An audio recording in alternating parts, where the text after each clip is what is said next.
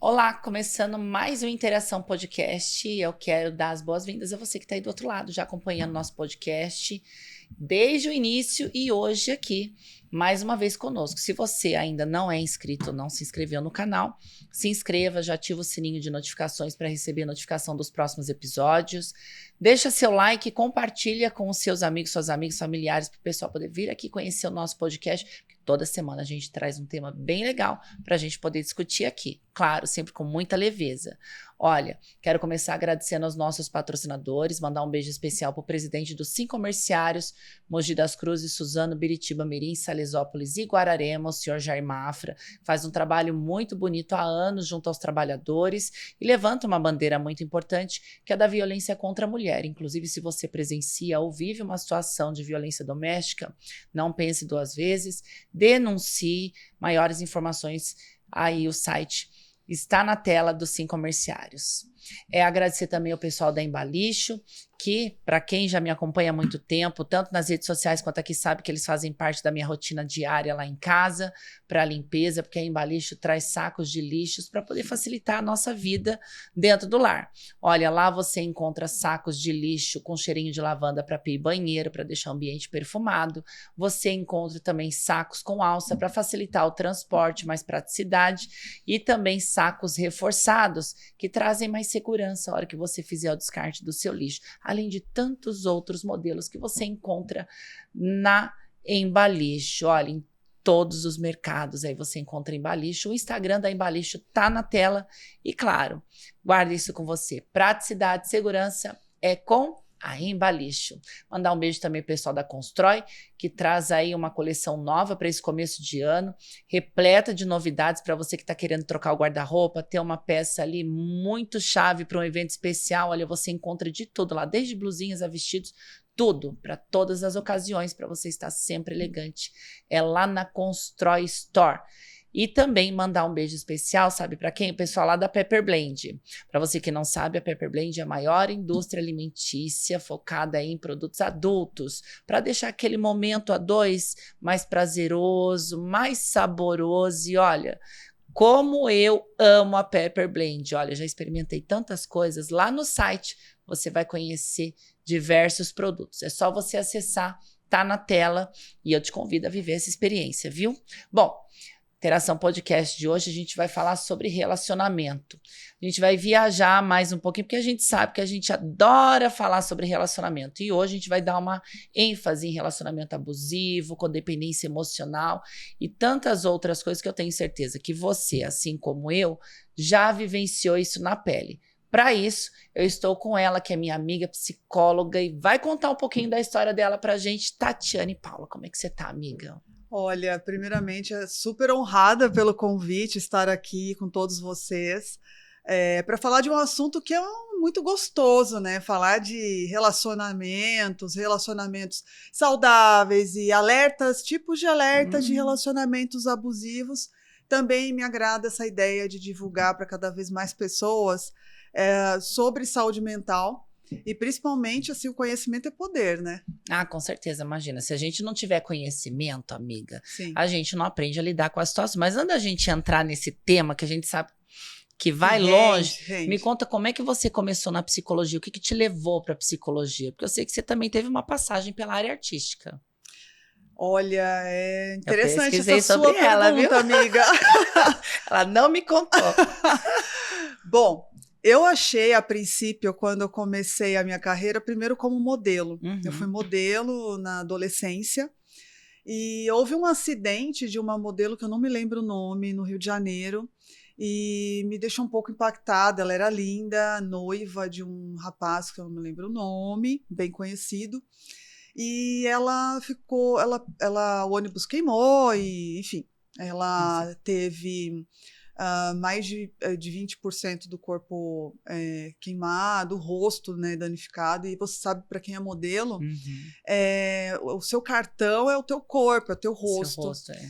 E me chamou muita atenção porque eu era uma moça jovem, que tinha ali o meu cartão postal, o meu rosto. O corpo não era muito comercial, porque eu sempre fui muito alta, muito magra. Imagina, gente. Mas não é o que a maioria das modelos levam até, por exemplo, pelo menos eu vejo em passarela alta, magra. Isso sempre foi um padrão. Agora desconstruiu, graças a Deus, isso. Passarela. Mas passarela sempre foi assim. Você fazia passarela ou era fotográfica? Passarela. Era passarela. Só que, assim, por mais que eu era uma modelo passarela, e essa modelo que teve esse acidente, infelizmente, no Rio de Janeiro, era comercial, era modelo, e o noivo, eu achei muito lindo o gesto dele, ele assumiu ela, cuidou dela, e minha mãe falava, né, olha, você não pode ficar só fazendo isso. E aquilo me chamou a atenção, me acendeu luzes, eu pensei, então eu vou fazer moda. Só que, curiosamente, e também uma questão que vale, talvez um outro momento eu voltar aqui para dizer, eu sou muito da espiritualidade, da intuição. Minha intuição disse para também prestar concurso, não, eu estou tão desatualizada na escola, vestibular para psicologia também. Então, eu fiz tentativas, primeiro lugar, moda, segundo lugar, turismo, terceiro lugar, psicologia. Passei em primeiro em psicologia, não entendi nada. Era para ser. Exatamente. Quando eu entrei na faculdade, o primeiro dia, parece que abriu um grande portal, eu entrei numa grande imersão, me apaixonei pela psicologia. Normalmente, os estudantes de psicologia entram na psicologia para tratar alguma questão, ou familiar, ou uma questão pessoal. Eu entrei apaixonada pela psicologia e fui me encontrando ali. A princípio, o que me chamou a atenção é genuinamente esse amor incondicional desse homem que acolheu aquela mulher vulnerável, que não tinha mais perspectiva de trabalho, e ele trouxe ali, não, eu amo essa mulher, o que ela é verdadeiramente, né? Então eu pensei, vou ser terapeuta de casal. Olha. E foi isso que te motivou? Foi, a princípio sim. Meu primeiro ano de tese na psicologia, que a gente tem um primeiro ano de pesquisa, foi voltado para o divórcio, segundo a visão da mulher. Aquela mulher que teve aquela criação religiosa, né? Que tem todos os estereótipos religiosos, como é difícil isso, né? E aí, a psicologia foi me levando depois para outros caminhos, que codependência química, dependência emocional, dependências e compulsões, e aí eu fiz experiência em CAPS, AD, CRA, Centro de Referência e Assistência Social, e fui me apaixonando por este universo. E, paralelamente, tudo na nossa vida, até nas relações saudáveis, abusivas, ou qualquer tipo de relação, interação que a gente tem na vida, existe padrões compulsivos. Então, acho que super complementou a minha formação. Acho que a gente até conversou isso no meu aniversário, quando você veio para cá, que eu quase fiz psicologia, eu fiz um semestre de psicologia, acabei entrando no jornalismo. E eu segui a linha do behaviorismo, que eu adorava, como apaixonada behaviorismo. Mas você também teve uma passagem por Freud, que é mais razão, é uma coisa assim mais como é que eu posso dizer? Agora vai me dar branco bem na hora, gente, não é possível. Tem que acontecer isso comigo. Mas você teve essa passagem aí que você teve que... A gente tem que escolher, né, um caminho. Sim. Eu acabei indo pro behaviorismo, porque eu me identifiquei super, que se eu estiver errado, me corrige. Faz muito tempo. Que é ação e reação. É isso? O que acontece é que nas faculdades de psicologia a base é a psicanálise. Então, Sim. Freud é o grande pai da psicologia. E era um médico que descobriu ali o poder, né, do psíquico no corpo, né, de uma pessoa. Então, até os tempos atuais, dentro das formações da psicologia, a base ainda é a psicanálise.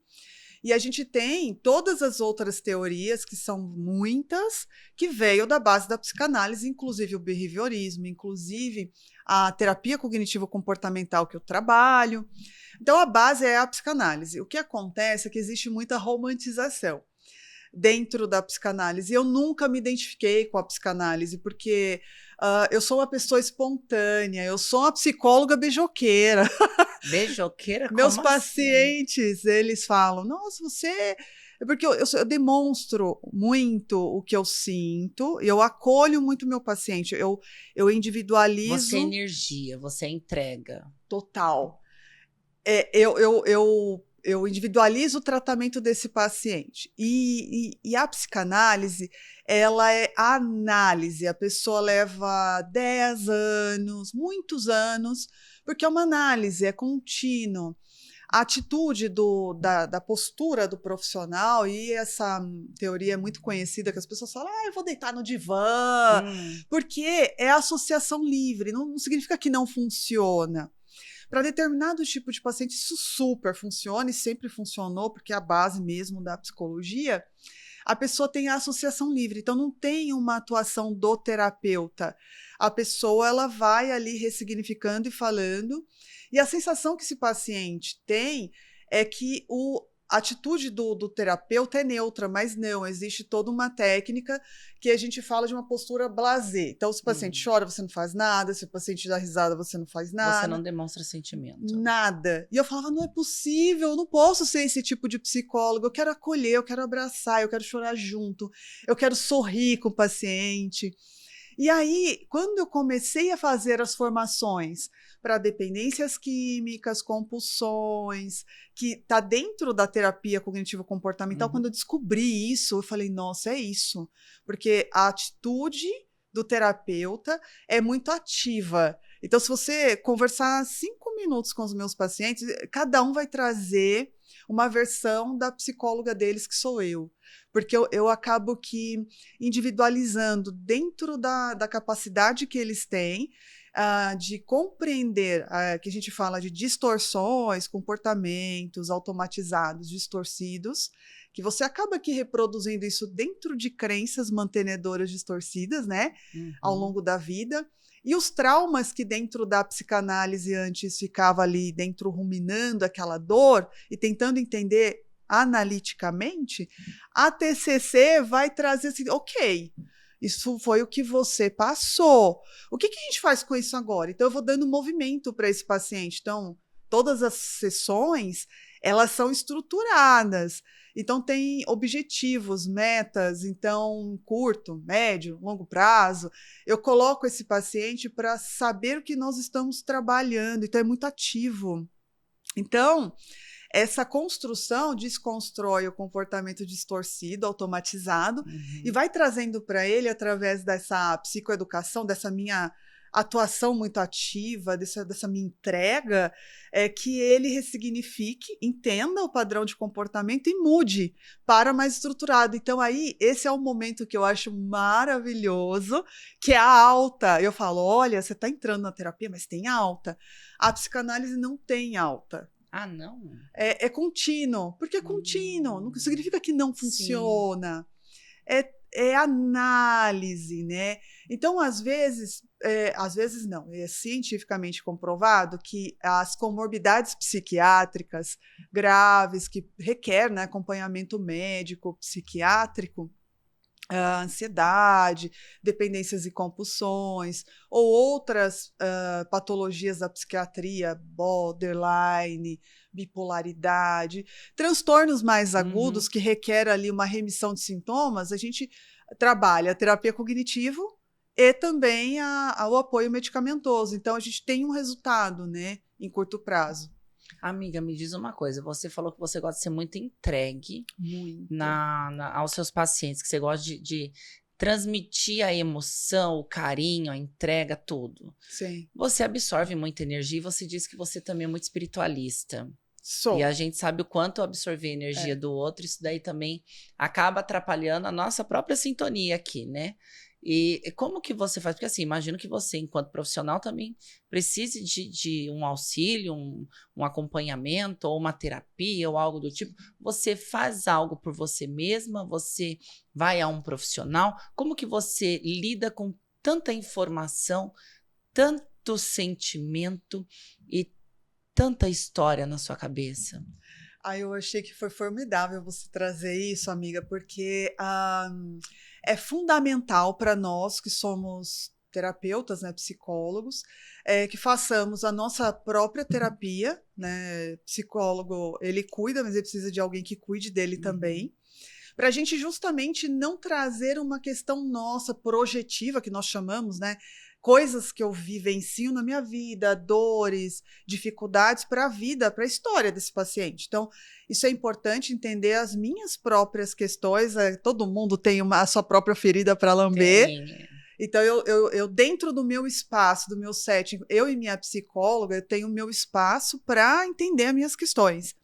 E também um outro ponto fundamental, eu acho que para todos que estão assistindo é importante perguntar, primeiro, se seu psicólogo ele tem registro, né, ativo Uhum. no CRP, e segundo, se ele faz a própria terapia, porque não são todos que fazem, e eu acho isso uma atitude muito negligente, e se também faz supervisão clínica. O que é a supervisão clínica?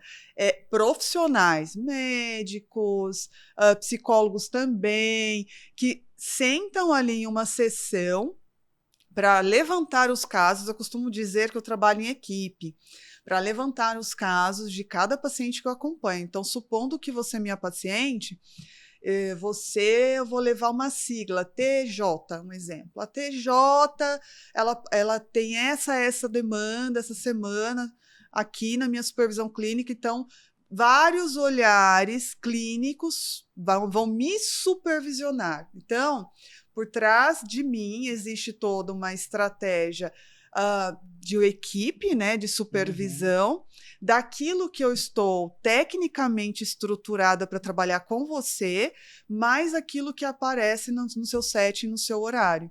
Então, o tratamento para ele acontecer de uma maneira integral, para não misturar o que são as minhas demandas com as suas demandas, eu tenho que fazer esse processo, a minha terapia individual e a minha supervisão clínica.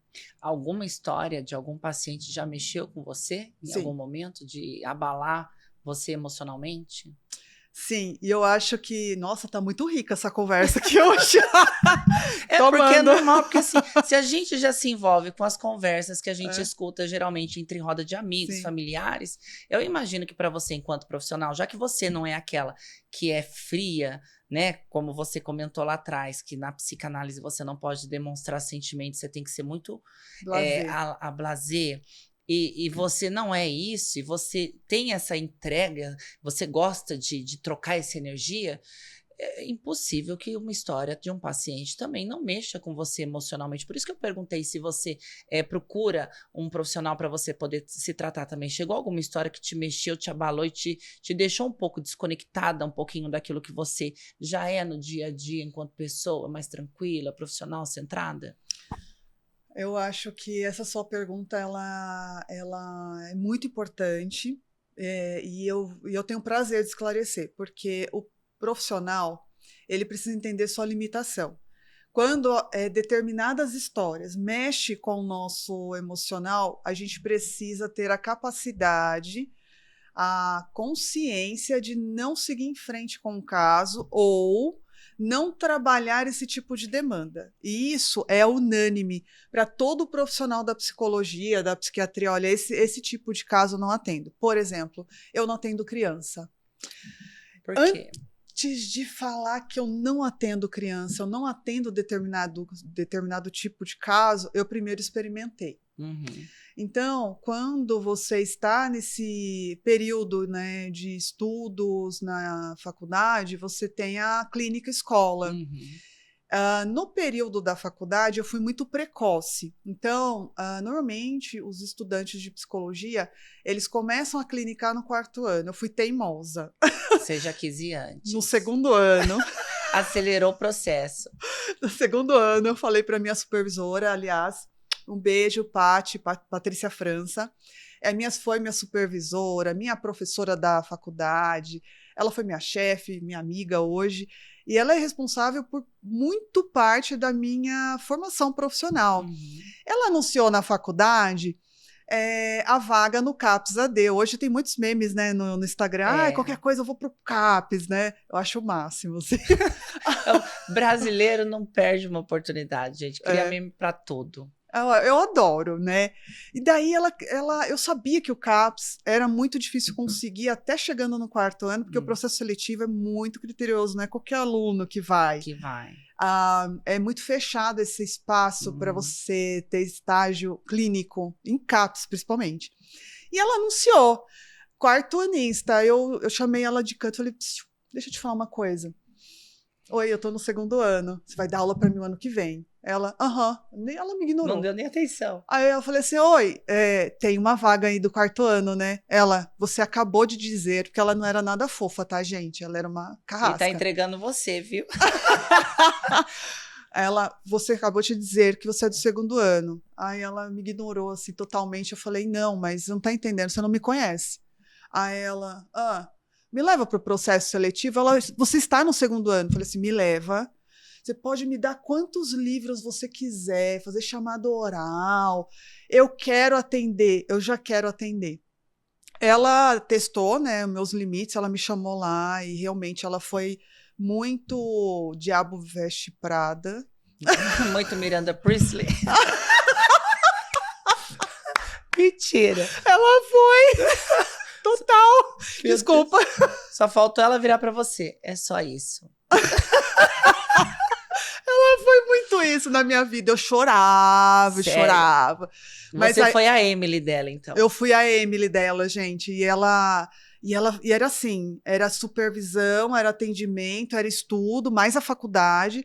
Eu fui fazendo a faculdade da faculdade. E ela falava, eu sou dura com você, mas quando você chegar no 4º ano, quando você se formar, você vai se lembrar de mim. Ela não foi fofa em nenhum momento, ela não massageou em nenhum momento. Quando foi o 4º ano, quando o pessoal começou a ver e se apaixonar, assim, na teoria, tá? O que era tipos de pacientes esquizofrênicos, bipolares e todas as classificações diagnósticas de transtornos, eu já estava cansada de atender, porque eu já sabia teoria e prática. Então, para mim, aquilo já não era mais novidade.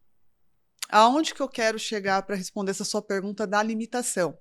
Eu estava tão craque em atender demandas de alta complexidade, família, transtornos de todas as magnitudes de dificuldades de uma pessoa, né, de quartanista que estava começando, eu já estava lá no automático, que eu quis me desafiar. Eu falei, Paty, agora eu vou para o Centro de Referência e Assistência Social.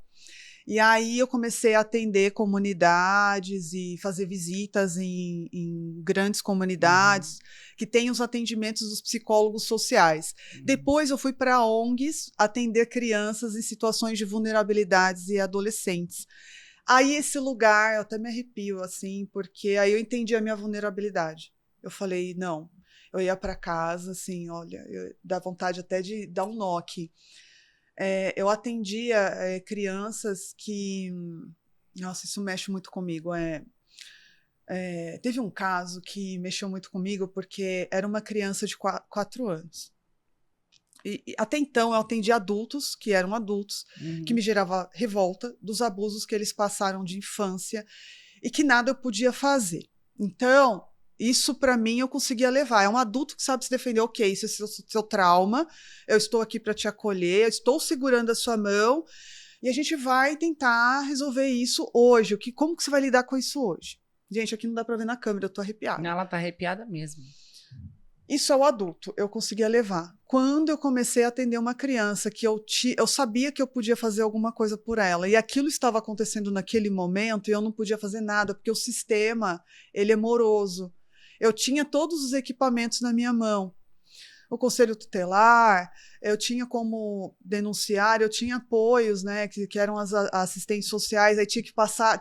Tem todo um processo, vai fazer a visita e vai constatar. Enquanto isso, aquilo eu ia para minha casa chorando, mal, nem a minha terapia individual dava conta, porque eu falava, não, mas nesse exato momento, essa noite, esse pai que está sendo investigado, ele está sendo mais abusivo com a criança.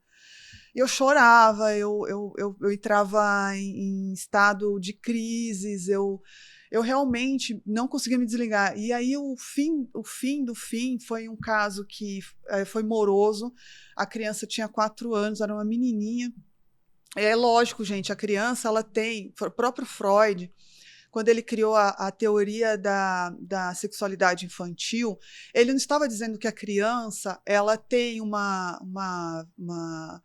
volição sexual consciente. É que existem terminações nervosas no nosso corpo que, se estimulados, gera prazer.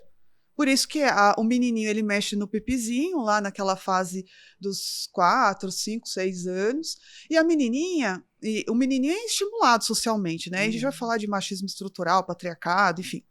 A menininha, quando ela vai roçar nos cantinhos da mesa, ou até quando ela se estimula com o chuveirinho, ela também está reconhecendo as zonas erógenas.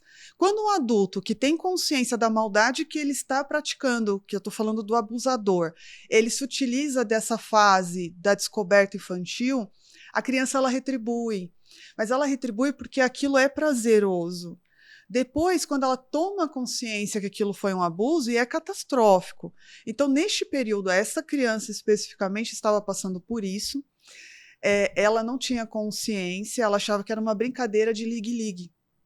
Então, ela pegava a bonequinha e ela simulava o que estava acontecendo. Aquilo eu ficava horrorizada e era o próprio pai biológico.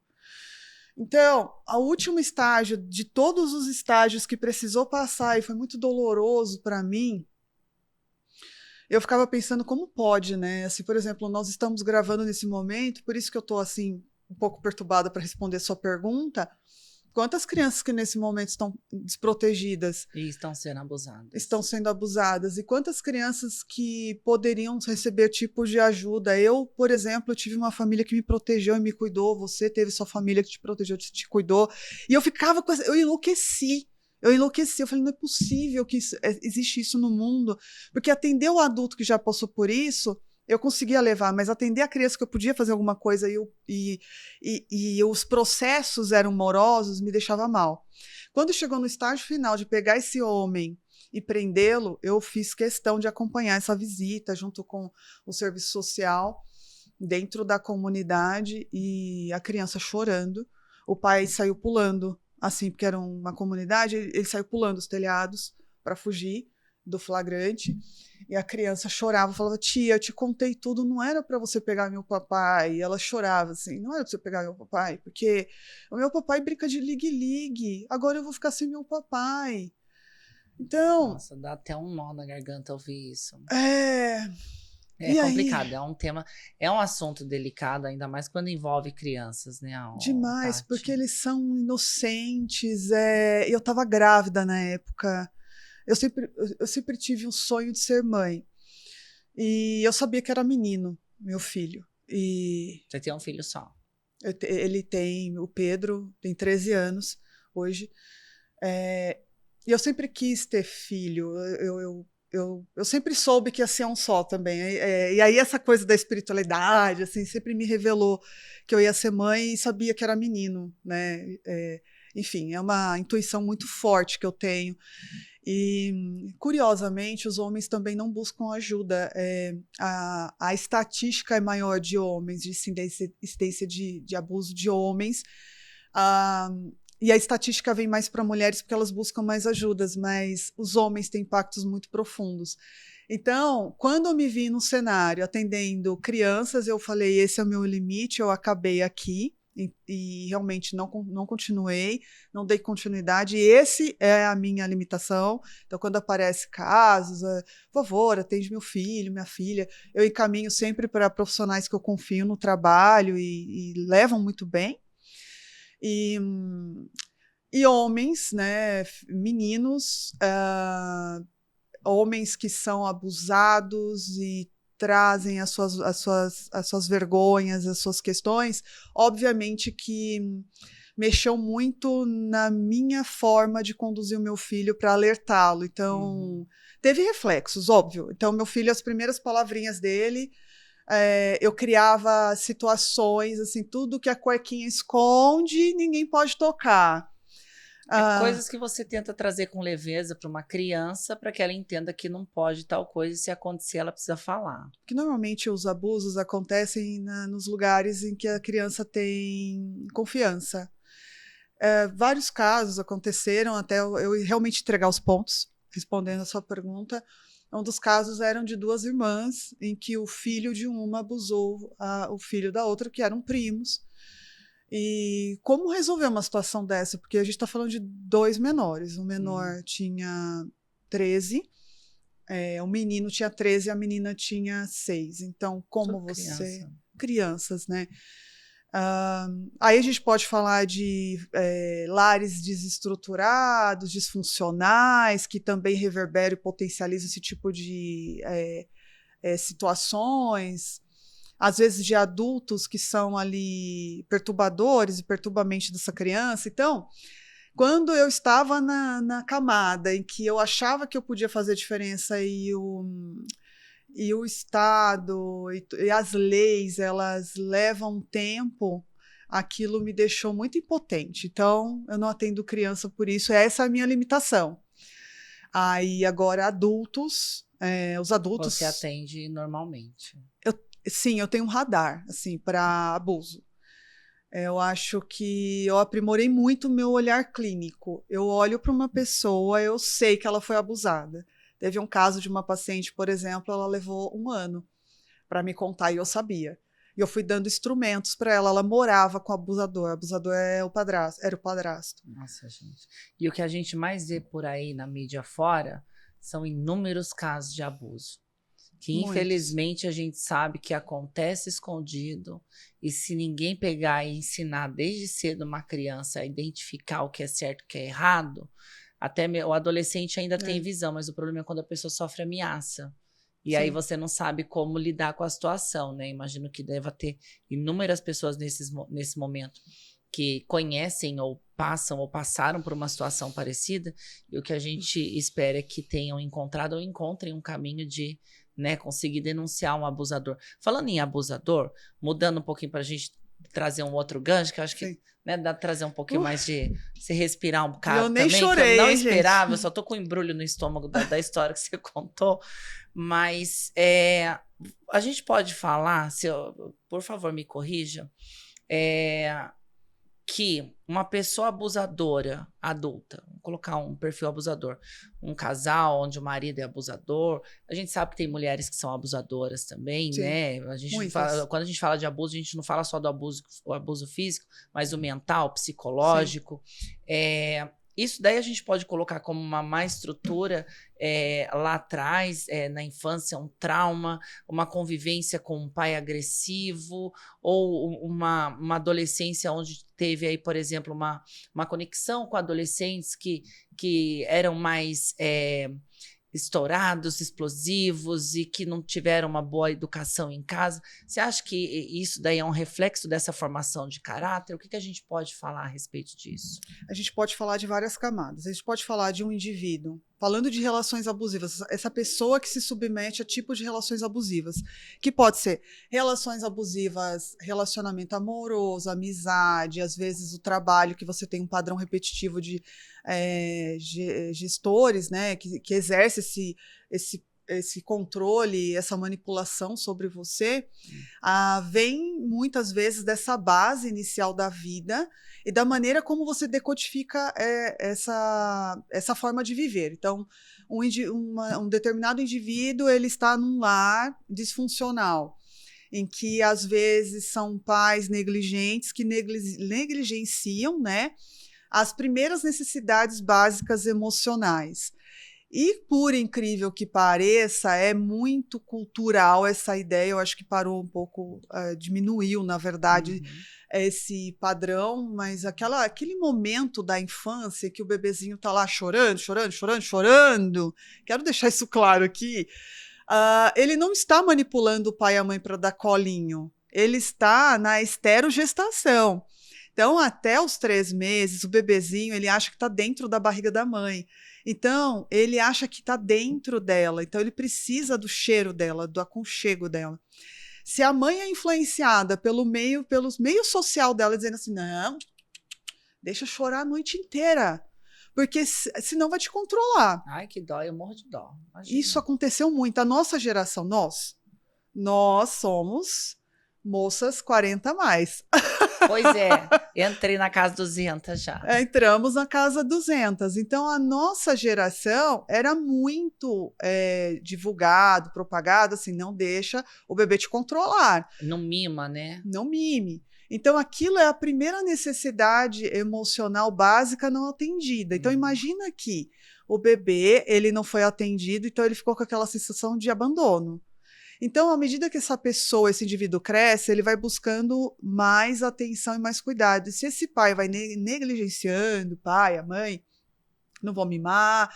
E, gente, tem muita diferença em mimar e atender às necessidades emocionais de uma pessoa que você está formando.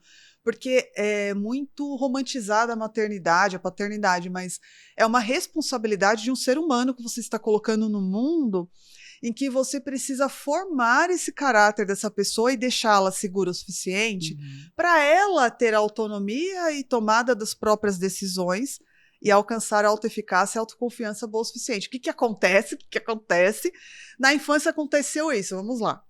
Aí foi passando, o Joãozinho cresceu, ele fez uma birra ali, porque é normal, ele não sabe regular as emoções. Ao invés do pai e a mãe entender assim, não, vamos agora mostrar para ele que ele não pode ter tudo o que ele quer e vamos falar isso calmamente, deixar passar essa raiva, ele vai entender que não é fazendo birra que funciona.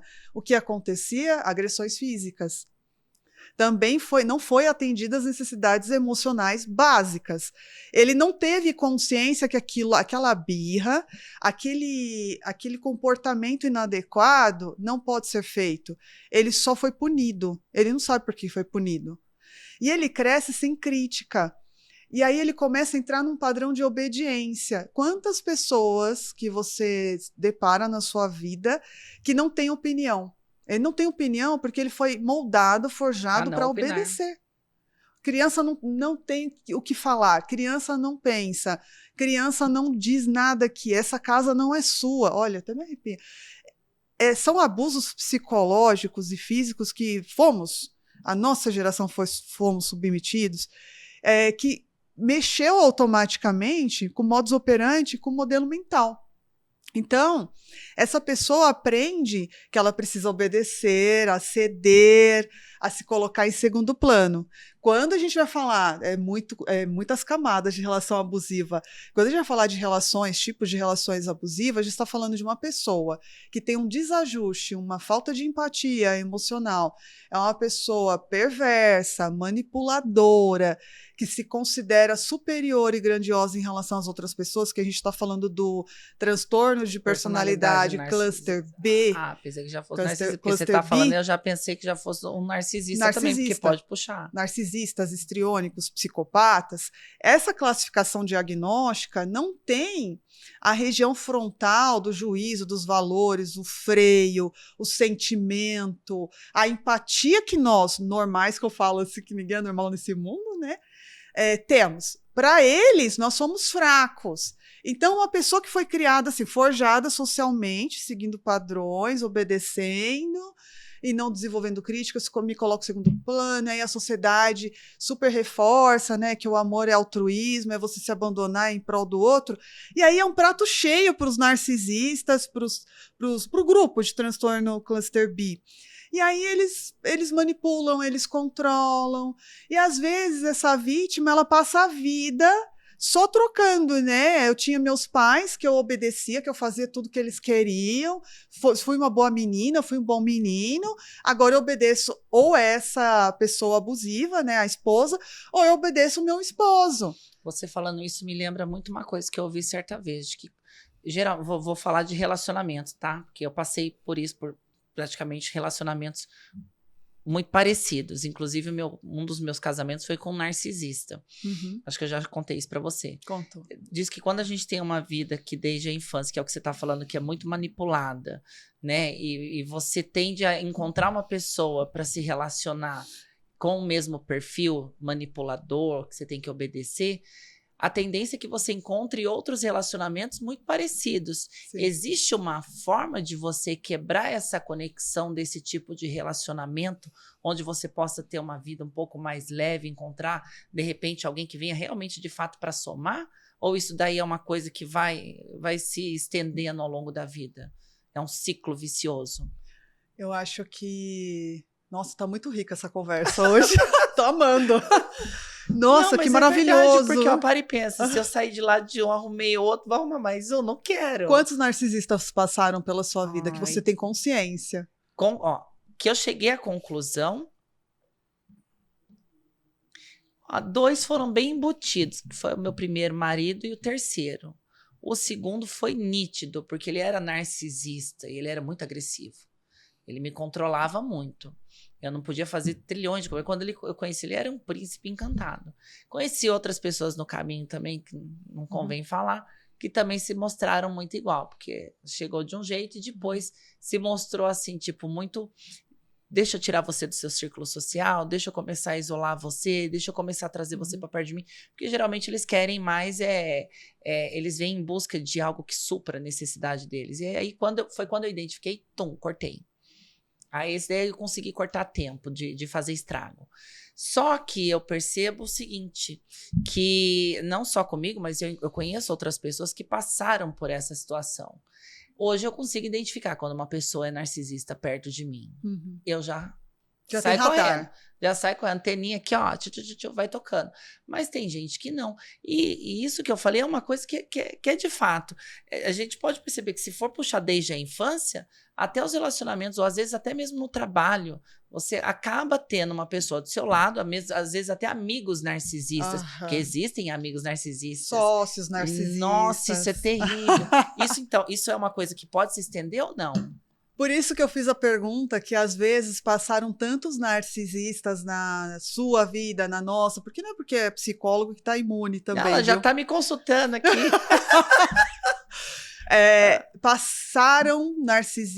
Passam narcisistas o tempo todo na sua vida, na nossa história, em todos os papéis sociais, e às vezes você não tem consciência de quantos narcisistas que ainda talvez você relaciona, ou que você relacionou, porque eles estão em todos os lugares. Como eu disse, pode ser o pai, a mãe, o primo, o tio, o chefe, o sócio, a amiga.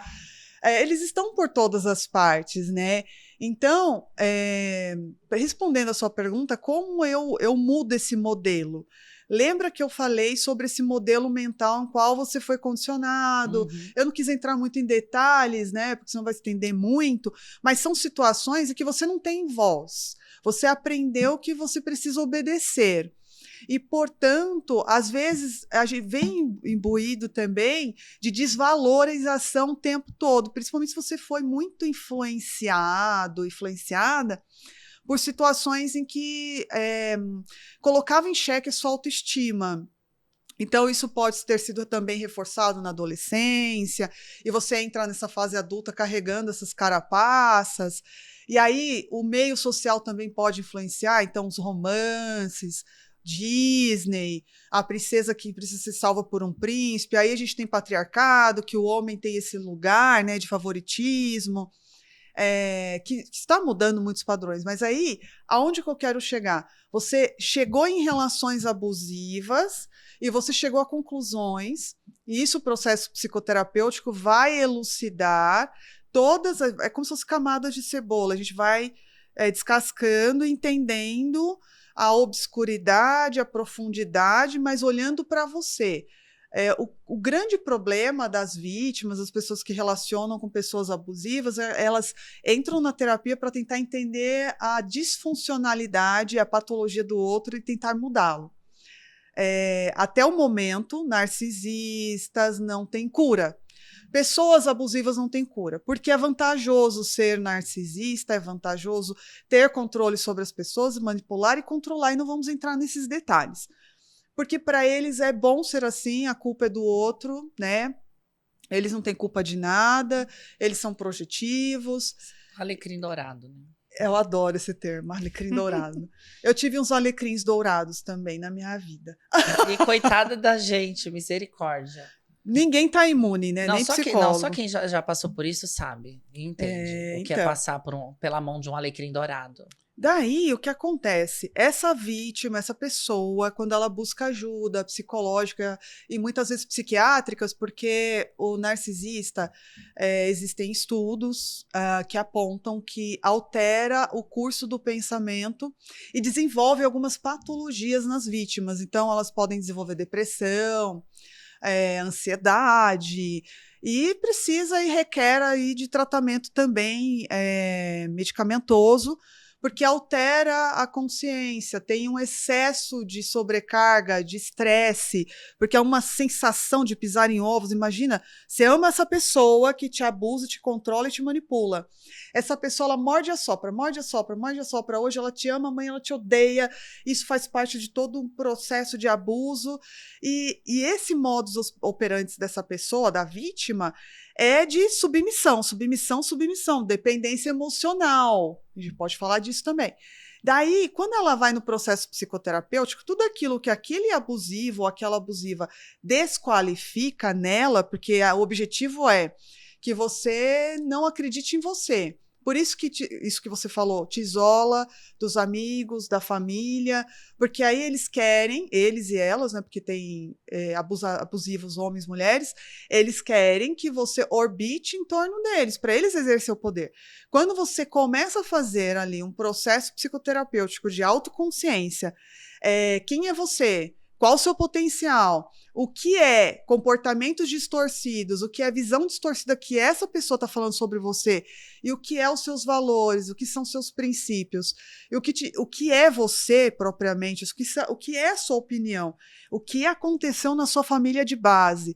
E o que te faltou para você ter autonomia emocional, autoconhecimento bom o suficiente, autonomia, e principalmente ter a sua própria opinião validada e que está tudo bem você também se colocar em primeiro plano, isso não é ser egoísta. Aí você começa a se libertar, você não tem o narcisista, qualquer tipo de padrão aqui dos transtornos de personalidade não tem força mais sobre você. Por quê? Você está revestida com a sua capacidade de autorrealização. Então, e aí é muito confundido quando a gente fala de um processo psicoterapêutico. Nós, psicólogos, psiquiatras, somos o horror dos grandes transtornos de personalidade, porque a gente liberta essa pessoa a ter consciência boa o suficiente que ela é autossuficiente e que ela tem a própria opinião dela e que ela não pode aceitar menos do que ela merece, que ela pode dar limites sobre aquilo que ela não aceita, o que são os limites aceitáveis e não aceitáveis. E aí, vamos lá, dentro da família de base, se ela identifica que existem também padrões abusivos, de transtornos também, às vezes, do próprio pai, da própria mãe, a gente também instrumentaliza, porque você pode deixar o companheiro, né? Você pode dar tchau pro alecrim dourado. Agora a família é outra coisa. Você pode dar tchau para uma amiga, uma sócia, um sócio abusivo. Os outros papéis sociais a gente consegue dar tchau. Mas quando é alguém da família, não. Aí, dentro desse processo, você começa a aprender estratégias para você validar a sua posição sem te afetar emocionalmente, que nós chamamos de pedra cinza. Então, você não vai mais ser afetada por essa mãe, se você descobrir que ela é uma mãe, um pai narcisista. Você vai suprir aquilo que aquela mãe às vezes necessita, né? Porque a gente sabe que tem o processo do ciclo da vida, do envelhecer, mas todo o processo de manipulação, de vitimização que eles fazem, né? Que senão, se a gente entrar nos Eles detalhes... sempre vão ser vítimas, não tem jeito. De controle que exercer sobre você... e também de aceitação, tá? Porque se você tem ali a mãe ou o pai narcisistas, né? E por isso que você reproduz isso na sua vida, você trabalhar a aceitação que esse ser humano é um ser humano problemático e ele não te amou não porque você não tem a capacidade de ser amada e querida, mas porque é um transtorno. Então, trabalhar essa aceitação aqui te liberta de ter boas relações aqui. Ou seja, para você ver uma pessoa que sofre algum tipo desses transtornos, cair é tirar o poder de manipulação da mão dela. Você tira o poder de manipulação de uma pessoa abusiva quando você se reconhece. Sim, quando você sabe os seus valores. A derrota para eles, né? É a derrota porque, assim, numa discussão calorosa, eles adoram... o que é o padrão típico da pessoa abusiva? É controlar suas emoções. É despertar em você raiva, tristeza, emoções. Então, você vai escolher as batalhas. Vamos aqui falar desse tipo de gente que você não consegue se afastar, porque é consanguíneo. Ou, às vezes, o alecrim dourado, você tem um filho com ele, você não pode cortar totalmente relações. Então, essa pessoa, ela vai continuar tentando exercer o controle sobre você emocionalmente, mas você vai escolher as batalhas que você vai travar. Você vai se perguntar assim, será que isso que essa pessoa está dizendo é responsabilidade minha? Porque eles têm um padrão de culpar você daquilo que eles fizeram. Eles não têm essa capacidade de decodificar o que eles fizeram que prejudicou a relação. Eles projetam. Seria mais ou menos a ação deles e a sua reação. Sim. Que foi até uma coisa que eu comentei, vou jogar assim no ar. No meu último casamento, eu fugia muito das discussões. Eu nunca fui muito de brigar, não gosto. Eu tenho preguiça de discutir. Esse pessoal que grita, nossa, me dá preguiça. Eu geralmente eu fico assim, olhando, quieta, muda, falo, já acabou? Tá, depois a gente conversa. Por quê? Se eu conversar no momento que é um momento caloroso, vai dar briga. E eu saio, ou então eu saio de perto. Eles gostam que brigar na hora. E ele vinha muito atrás de mim, porque eu saí de perto. Eu falava, não tô afim, você vai ficar brigando sozinho. Depois, se tiver calma, a gente conversa. E eu me trancava no que ele ia atrás, pra gritar que ele queria brigar.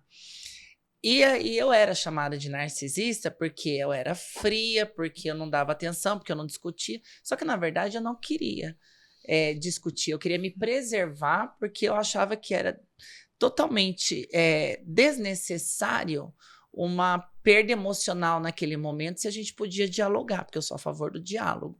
Eu sou capricorniana, eu não gosto de perder a razão, então se eu puder ficar quieta, se isso te explodir mais, é um problema seu, você tem que ter controle emocional. Sou narcisista, por isso ou não? Vamos fazer uma pergunta aqui como se fosse uma pessoa normal, numa sala de consulta te perguntando. Que ótimo isso que você trouxe também. Gente, ela só está trazendo coisas maravilhosas. Eu acho que isso é controle emocional. As vítimas que se relacionam com pessoas abusivas, elas têm um período que eles projetam quem eles são. Então, aquilo que eles são, né, eles jogam em você a culpa, projetam como se você fosse a narcisista. E muitas vezes essas pessoas, como essa pergunta que você fez, eu acho que eu que sou a narcisista, porque eles fazem isso, eles espelham, né? Então, na verdade, quando você escolhe as batalhas que você pode lutar, você está se preservando emocionalmente. Mas o narcisismo, a pessoa abusiva, ela se alimenta do caos. Então, eles não querem ter diálogo, eles não querem resolver problemas, eles querem causar problemas. Eles querem exercer o poder e o controle sobre o caos que eles geram em você, no desconforto que eles causam em você.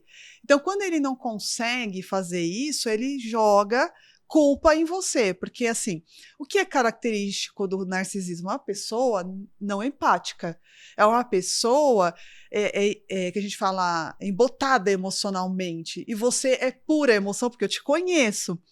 Então, normalmente, os narcisistas, os abusivos, eles escolhem a vítima perfeita.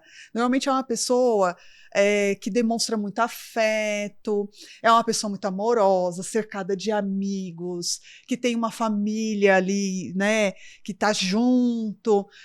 Eles querem coisas que eles não têm. Então, eles se autorregulam com a emoção do outro. Então, eles são conhecidos como vampiros emocionais. Quando você não corresponde àquele caos que ele promove naquele momento, você desestrutura ele. Então, ele vai promovendo e promovendo outro caos. Qual que é o caos que ele quis nesta situação? Você é narcisista. E aí, o que acontece com a vítima? Gente, não façam isso. Tenta se justificar. Eu não sou narcisista, eu não sou essa pessoa, eu sou uma pessoa boa. Não. Não, sabe o que eu fiz na hora? Fica falei quieta. assim, eu sou, tá bom. Só falei assim, tá bom. Se você continuar agindo assim, né, até para quem está nos ouvindo, você vai deixar de ser interessante, porque eles passam a não ter mais o controle sobre você. Que daí é onde começa a triangulação. Isso daí é um papo com outro programa. Mas antes da gente encerrar, que a gente está chegando perto do final, já passou rapidinho o tempo. Ai, não acredito. Você acha? Ó, fluiu, gente. É assim, eu gosto do papo que flui. A gente até comentou, eu comentei no início que a gente ia falar sobre dependência e codependência emocional. Sim. O que é uma e o que é outra, para a gente poder explicar para quem está em casa e não sabe sobre o assunto. Quando nós falamos da classificação de dependência emocional, é quando você tem um modus operandi, eu vou falar bem assim, popularmente falando, tá? Para todo mundo entender. Quando a sua vida, ela gira em torno de aprovação externa.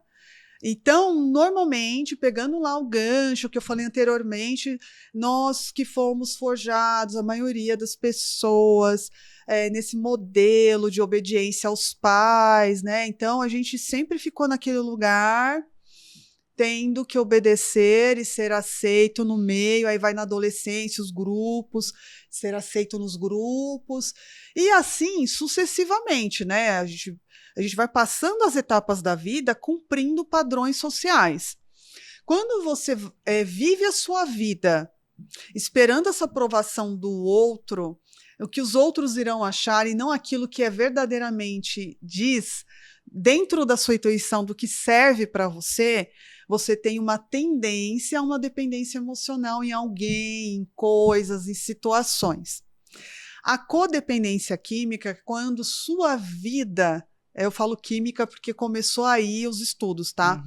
Mas aí a gente pode entrar aqui em codependência emocional. Codependência já é um transtorno, uma patologia que é tratado nos consultórios, né, em terapias. E também, gente, eu quero divulgar aqui, existem tratamentos gratuitos para codependências, né, que é grupos de apoio gratuitos, Naranon, Alanon, Amor Exigentes. Estes grupos, eles existem no mundo, eu acho muito legal, e eu conheci através dos programas de tratamentos para dependências de álcool e drogas. E tem o MADA, né, Mulheres que Amam Demais, também gratuito. Então, todos vão para o mesmo caminho, que é o fortalecimento do reconhecimento do alto valor, e dos tipos de padrões de altruísmo, de excessos, desse movimento que a pessoa tem, dessa aprovação que vem do outro e de agradar demais e fazer demais em servidão, em servir para essa pessoa ficar bem. E passando por cima dos próprios valores, dos princípios, servir de tapete, assim, popularmente falando. Então, isso machuca essa pessoa ela adoece. E aí, ela pode ir para quadros gravíssimos psiquiátricos e muitas vezes pode levar essa pessoa a tentativas de suicídio. Tanto dentro das relações abusivas, que acontece muito, né? Porque esse abusivo, ele despersonaliza essa pessoa ela perde a capacidade de compreender a essência dela, é tirado isso dela. O senso crítico dela, e aí seria um outro programa, para falar sobre triangulação, despersonalização, que é descaracterizar essa pessoa de quem ela é. Que eu sonho? O que eu gosto? Por que eu parei de trabalhar? Por que eu fiquei girando em torno dessa pessoa e essa pessoa te abandona? Porque é isso que fazem, né? O abusivo, ele abandona. E aí você fica ali. Por que eu me permiti passar por isso? Vergonha, culpa, aí você tá sem a família, sem os amigos. E aí esses centros gratuitos, eles atendem, né, uma população que não consegue pagar as suas terapias, porque normalmente, gente, é tão profundo, né, as camadas é tão obscura de pessoas abusivas nesse mundo, que eles também abusam financeiramente das suas vítimas. Então elas não têm dinheiro para pagar muitas vezes, né, até se recuperar. E atinge todas as camadas sociais. Então, a dependência química, codependência e dependências emocionais está dentro desse lugar. Enquanto eu vejo que o sentido da minha vida é cuidar excessivamente do outro. Isso e eu esqueço de realiza. mim. Se isso te realiza, cuidado. Tem outras formas de você canalizar isso. A vida, eu queria deixar isso como um grande recado aqui. Tudo na vida, todos os papéis que fomos aí exercendo na nossa vida, precisa ter equilíbrio. Eu preciso ser uma filha equilibrada, uma mãe equilibrada, uma profissional equilibrada, uma amiga equilibrada. Se eu começo aqui uma relação, aí eu quero falar sobre isso, eu quero. Eu sei que tá no final, mas eu Pode quero. falar, ainda dá tempo, acho que tem uns minutinhos. O que você falou aqui, Tamara? Ah, e era um príncipe o último. Era o príncipe. E aí, gente, é normal, assim, quem não quer viver um grande amor, Acho sabe? que todo mundo procura um príncipe ou uma princesa Claro! encantada. O homem... Relacionamento perfeito, né? E, gente, eu sei que na internet é muito falado assim, o narcisista homem e a mulher vítima. Mas tem mulher narcisista. Sim. Enfim, tem muito homem que eu atendo que tá sofrendo, tá? Se eu não tivesse o meu consultório, eu não atendesse homens incríveis, inteligentes, maravilhosos. Minhas amigas até falam, ai, amiga, fala o dia que vai o mais maravilhoso lá para ficar na recepção. Que passaram por relações abusivas, estão com o coração, né, em pedacinhos. Eu quero deixar isso claro aqui também, mas vamos lá. Todo homem procura sua princesa, porque né, a gente cresceu com isso, a princesa e o príncipe. E a mulher encantou com aquela coisa do príncipe encantado, do homem, né, da nossa vida. O homem perfeito. Então, quem nunca se deliciou com aquele começo do relacionamento, aquele momento mágico? Então, o narcisista, o abusivo, ele estuda você tão bem que ele faz tudo o que você deseja. Sua vida fica encantada, fica um sonho. Daí você abre mão de tudo que antes era o seu equilíbrio.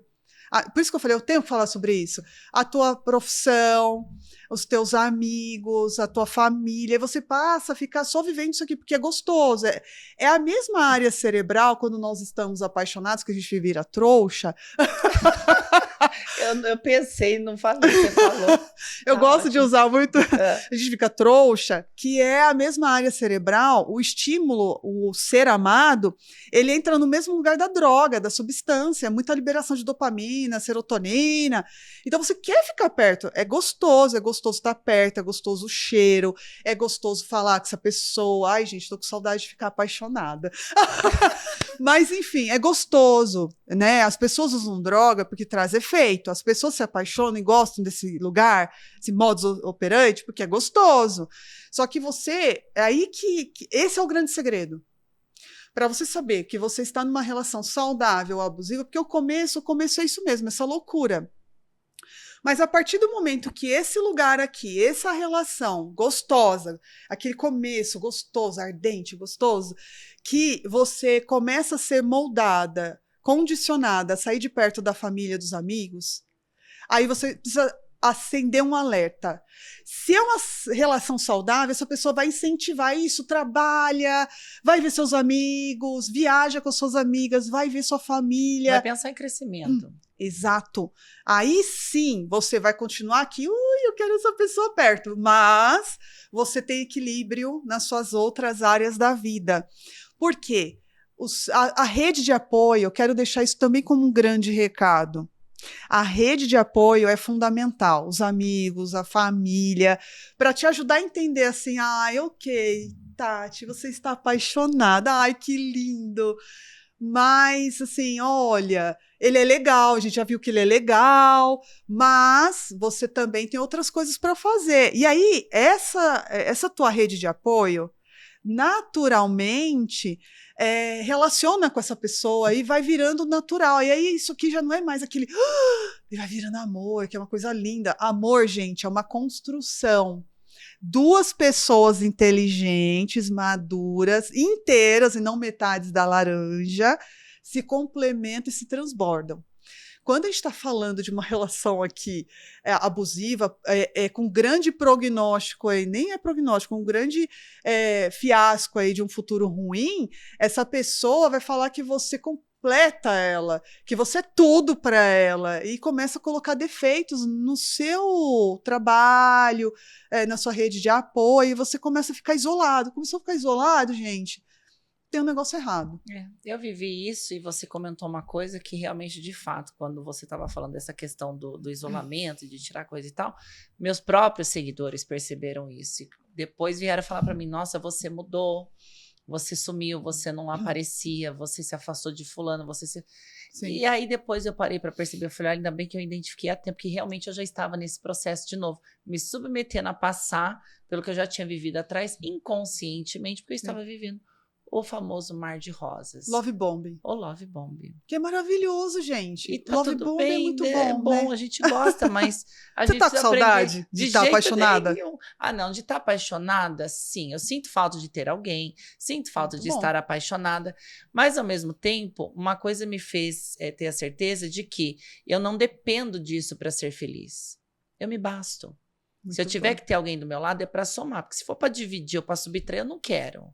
Se for para proporcionar a mesma coisa que eu sozinha, solteira, me proporciono, eu também não quero. Tem que ser a mais. Se for para ser igual a menos, eu tô fora. Não quero. E foi esses 40 que me virou essa chave. Agora, para alguém poder se relacionar comigo, tem que ser alguém que realmente, de fato, seja inteligente, provedor, que cresça junto, que me motive para que eu também possa motivar, porque eu sou uma pessoa que motiva, eu quero ver todo mundo crescer. Sim. Agora eu quero ter alguém do meu lado que faça a mesma coisa comigo, que não me prenda, porque falei isso num outro podcast, esse vídeo já viralizou lá no TikTok. Eu sou capricorniana e eu detesto algo que me prenda. Ou cresce comigo, ou tchau e benção. É sobre isso. Porque quando você reconhece o seu potencial, o seu valor, né, e a sua própria capacidade de se proporcionar o melhor que você pudesse oferecer, né, você está com uma pessoa, quando você chega a esse tipo de conclusão, você está com uma pessoa porque você quer, não porque você precisa. Não. Então, eu sinto falta de ter alguém que eu possa, sabe? Mas eu me amo. Eu me apaixono por mim todos os dias. E isso me faz entender de que a minha felicidade, que é o que eu sempre falo, depende só de mim, não depende de outra pessoa. Ela tem que estar para complementar, para somar. Não é, ai, vamos dividir felicidade? Não, vamos crescer junto? Não. Eu adoro a Yara Amaral, porque ela fala isso, quem cresce junto é irmão. A gente não tá para crescer junto, a gente tá para somar e evoluir enquanto casal. Sim. Né? Pode até usar o crescer junto aí nessa parte, mas de uma outra forma, o evoluir, eu colocaria como evolução, porque daí você evolui enquanto pessoa, enquanto espírito, enquanto tudo. É o transbordar, né? Exato. É você uma pessoa inteira que relaciona com outra pessoa inteira também. Então, Exato. Quando acontece o apaixonamento saudável, vocês se transbordam, não divide nada. Não. E nesse sentido, que fica um grande recado aqui para quem está assistindo, é você se valorizar, é você sentir orgulho da vida que você leva, fazer a sua vida, fazer ela valer a pena todos os dias, com as suas próprias escolhas, com as suas próprias convicções. E quando, a partir do momento que você dependa da opinião do outro para validar alguma coisa que você precisa fazer e decidir, acende um alerta aí, porque você precisa ser autossuficiente. E ser autossuficiente não significa ser sozinha. É uma diferença muito grande. Sozinha é uma coisa, né? Solteira é outra. Total. Não é? Amiga, eu quero agradecer. Depois dessa, a gente já encerra com chave de ouro. Amei que você veio. Obrigada. Muito obrigada. Vai ter que voltar, porque a gente tem um monte de coisa que a gente não falou. Muita. Uma hora é muito pouco, gente. Passa rápido. Foi uma delícia. Para quem quiser conhecer seu trabalho, rede social, como que te encontra? @Tatiane, com E, eu sempre falo E de escola, que a grande maioria é Tatiana, né? Então, Tatiane Paula.psi. P de pato, S de sapo e de igreja, de psi de psicólogo. Tá aí, lá nas redes sociais você conhece tudo da Tati. É. Obrigada, agora a gente vai fazer aquele nosso rolezinho básico. Mito, a gente vai sair daqui, vamos para outro estúdio ainda. Eu tenho entrevista para dar, gente, esqueci. Ó, amiga, obrigada, volte sempre, viu? Nossa, eu que agradeço aí pelo espaço, pelo convite e um bate-papo que fluiu aí, né? Deu para falar coisas bem importantes. Pois é, importantes, por hora pesadas, mas reflexivas, porque faz a gente entender que o mundo vai muito além do que os nossos olhos enxergam e às vezes escondem realidades que a gente nem imagina. E a gente precisa ter pulso para poder ajudar quem precisa. Quero agradecer você que ficou conosco aqui até agora. Se não é inscrito, se inscreva, ativa o sininho para receber notificação dos próximos episódios. Já compartilhe, deixa o comentário aqui embaixo do que você achou, viu?